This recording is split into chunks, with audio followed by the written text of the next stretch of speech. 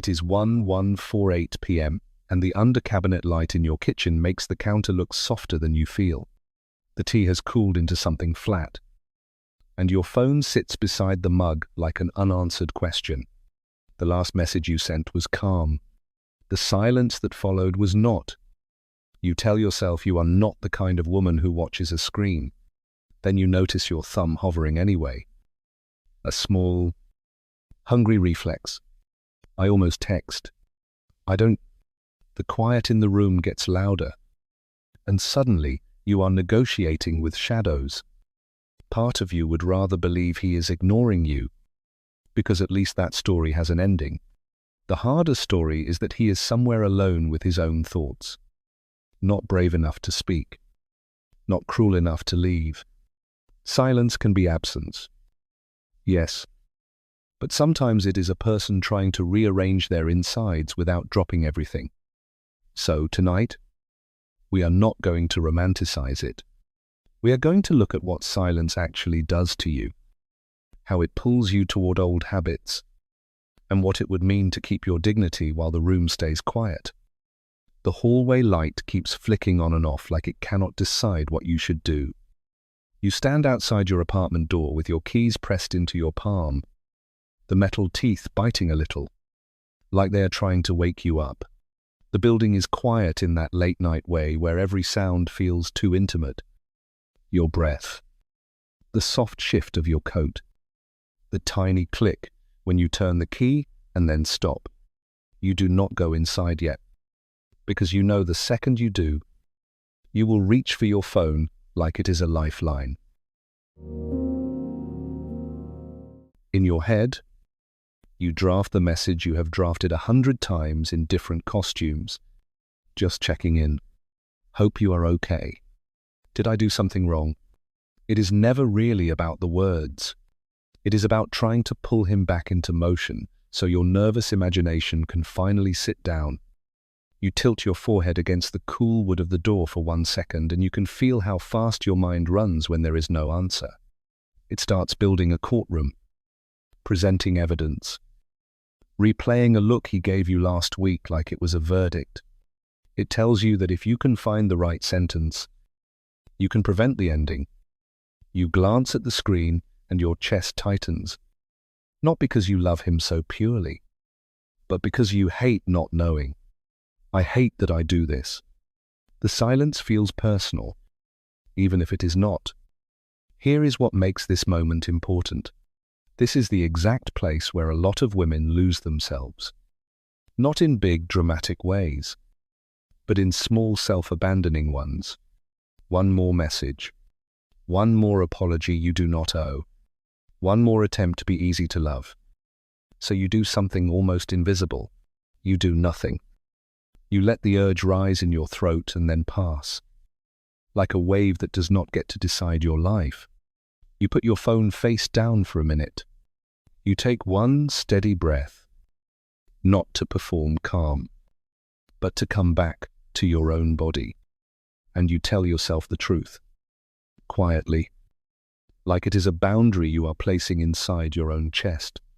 If he is becoming someone who can stay, he will come back with something real. If he is not, my chasing will not turn silence into love. You finally open the door and step inside, and the motion sensor light goes dark behind you. In the grocery store parking lot, the rain is fine enough to look like mist, but it still freckles the windshield in a steady pattern. He sits with both hands on the steering wheel for a moment, then lets one drop to his lap where a silver ring turns and turns between his fingers. The engine is off, and the quiet in the car feels heavier than the bags of groceries in the back. He is not composing a grand disappearance. He is trying not to say the wrong thing and reveal how much he feels. The thought that keeps circling is small and almost embarrassing in its honesty. If I say it out loud, everything becomes real. Maybe you have never seen him like this. Maybe you only know the version of him that can talk when it is casual, that can tease, that can be generous when nothing is at stake. But when something matters, his silence becomes a bunker. and inside it, he is arguing with the old rules he learned about strength. This is where your mind makes its most dangerous mistake. It takes his fear and translates it into your unworthiness. It tells you his quiet is a verdict on you, when it might be a verdict on the parts of himself he cannot carry into a real relationship. None of that makes it your job to wait forever. It only means you can hold a more accurate picture while you decide what you will accept. Sometimes the pause is not contempt. Sometimes it is a man staring at the door of his own heart, not sure if he can walk through without losing the only structure of self-control he has ever trusted.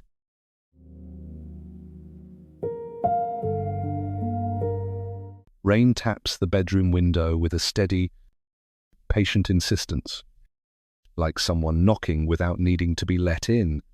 The curtain trembles a little every time the wind shifts, and you lie on your side with your phone face down on the nightstand.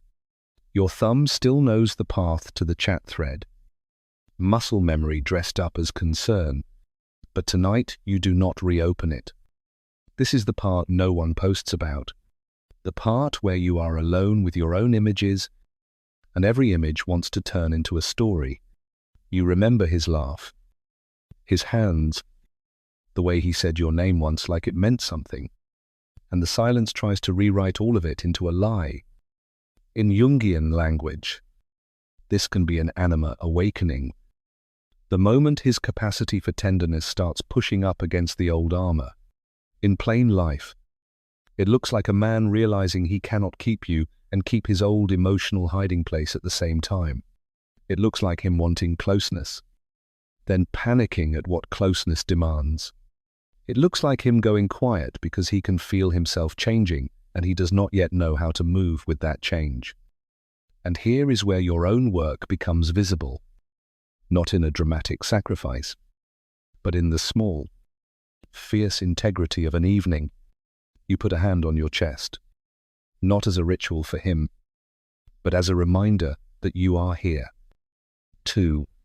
You let the silence show you what it pulls out of you. The urge to perform, to prove, to rescue the connection from uncertainty. Waiting, in its healthiest form, is not collapse. It is observation with a spine. You can let him have his private struggle without turning your life into a waiting room. And you can hold one simple question in the dark when he comes back. Will he come back with presence? Or only with heat?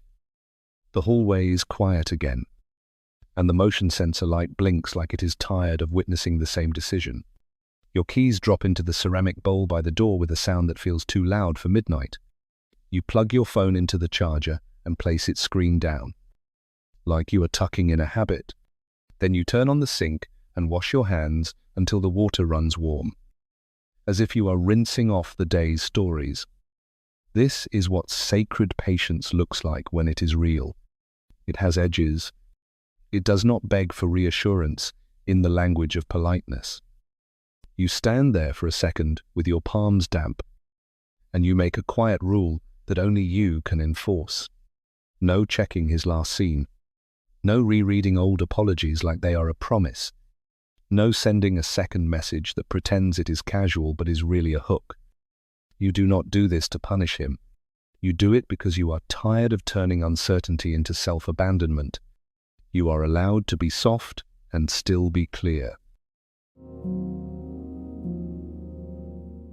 Back in the kitchen, the under-cabinet light is still on, but now it feels less like comfort and more like a spotlight.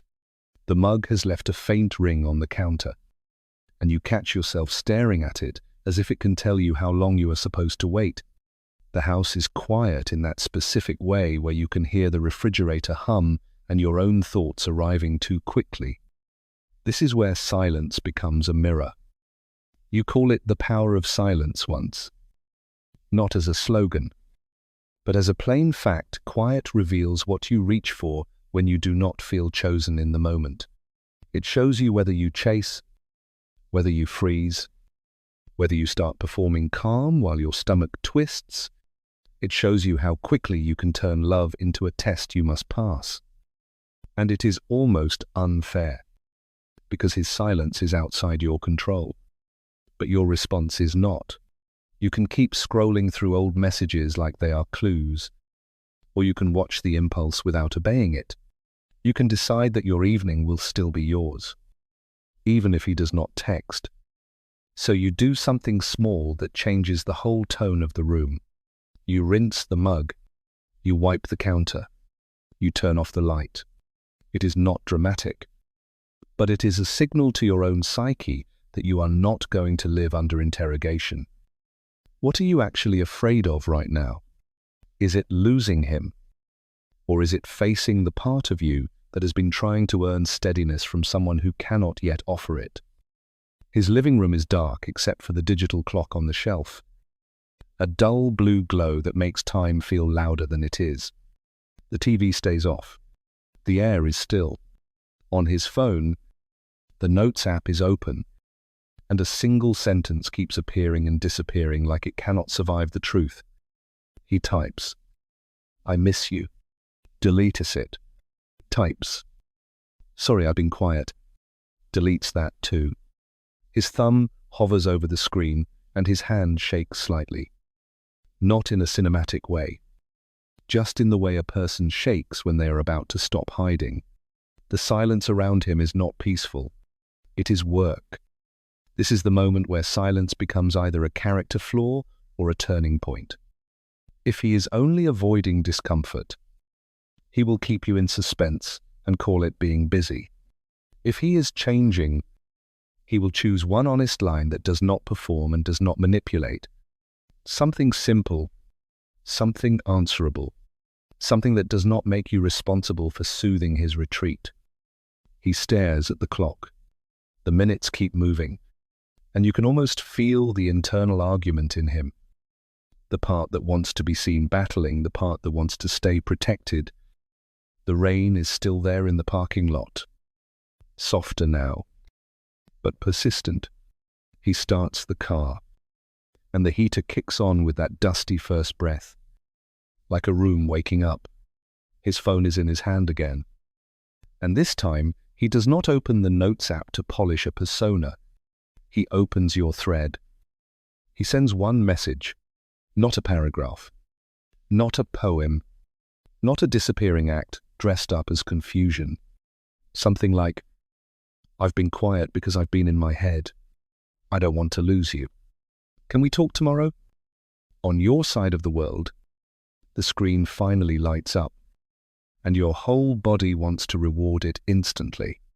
You want to answer with warmth so he will not retreat again. You want to reassure him so you do not have to go back to the dark kitchen and the blinking hallway light. You read it twice, slower the second time. You let the relief pass through you without letting it run your mouth. I almost text, "I don't."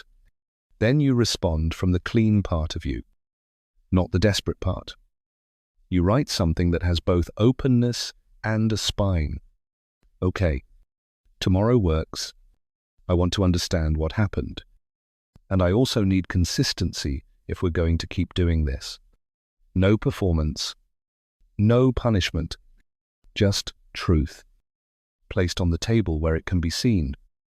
And if he is truly shifting, he will not be offended by your clarity. He will be steadied by it." Rain taps the bedroom window again, steady and indifferent, like it does not care what you decide. The curtain shifts, and you remember the under-cabinet light, the cooled tea, the faint ring on the counter, the hallway sensor blinking, the silver ring turning in his hand, the blue clock glow insisting on time. All of it was a map of attention, not just his, yours. I notice how often women can describe every micro shift in his tone, but struggle to name their own clean standard. A pattern I keep seeing is that silence becomes a canvas, and the mind paints worst-case stories on it. Here's what tends to happen: she waits for a sign, and forgets she can also be the sign to herself. So here is the standard, simple enough to hold in one breath. Silence can be a season. but it cannot be your only weather. If he comes back, it has to come with presence and follow through. Not just heat, not just regret, not just another vanishing act that leaves you tidying up the emotional mess alone. You will feel the temptation to rewrite the past the minute he reaches out. You will want to treat one honest message like a miracle and forget what the last quiet cost you. Let the repair be real, which means it keeps happening after the conversation, in the next day, and the day after that. When you talk, listen for what he does with discomfort. Does he stay in the room when you name what hurt? Or does he turn it into a defense, a joke, a fog? If he is changing, he will not ask you to shrink your truth so he can feel strong.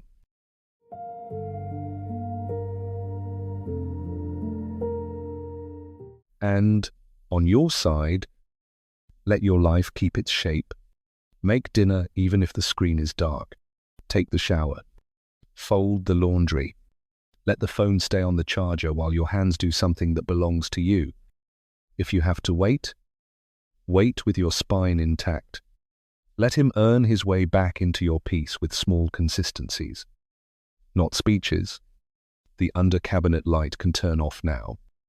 Not because you have given up, but because you are done interrogating your own worth. If you've lived this, tell me what the quiet taught you.